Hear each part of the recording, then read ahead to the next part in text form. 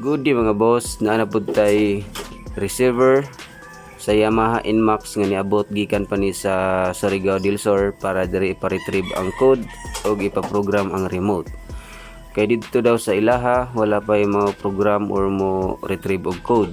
So gipadala diri sa Cebu para diri nato himuon ang retrieval sa code o smart key programming. Salamat sa iyo sir. Bisan layo ka, misalig ka sa atong serbisyo sa Remsfix Garage.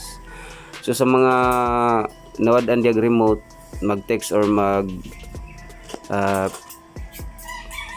PM sa atong Facebook page or mutawag sa number nga naa sa screen. So karon nato ani unbox ang receiver. Yan, so gipadalhan na ta og bag-ong remote ni sir. Yan, kaya para igkahuman og retrieve, i-automatic na tong program ang iyang bagong remote.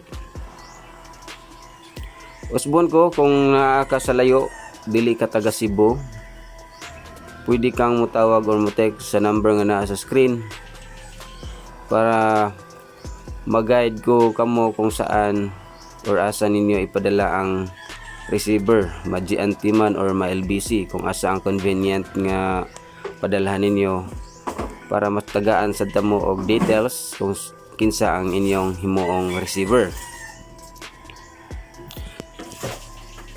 Karon ato na i-pin out ang nawala nga code para ma-read out sa atong tools.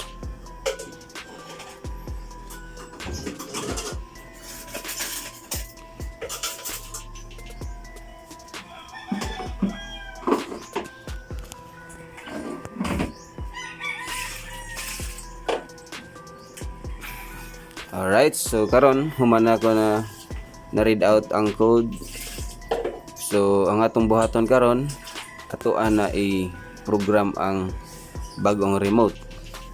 So ang pag-process sa atong smart key programming dali ra jud kaayo, mga within 10 minutes siguro makuha na nato ang code ug makaprogram na pud tag bagong remote.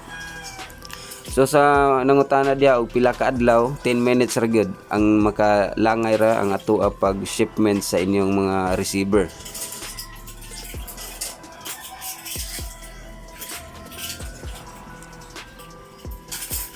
Pero nag-input na og code ang atong tools para successful na ang ato ang pag-program.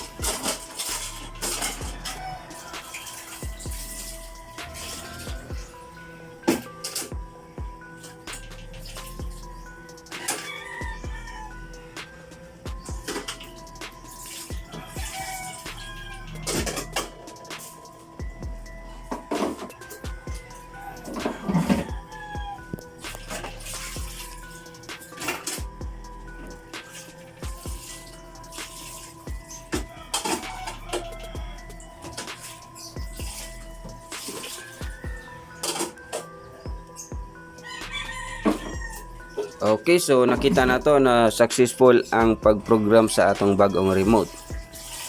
So ang atong buhaton karon, i-check na to ang remote o ang receiver kung nag-synchronize o ayan. So nakita na to good registration between FOB and ECU. Alright, so dali ra jud no.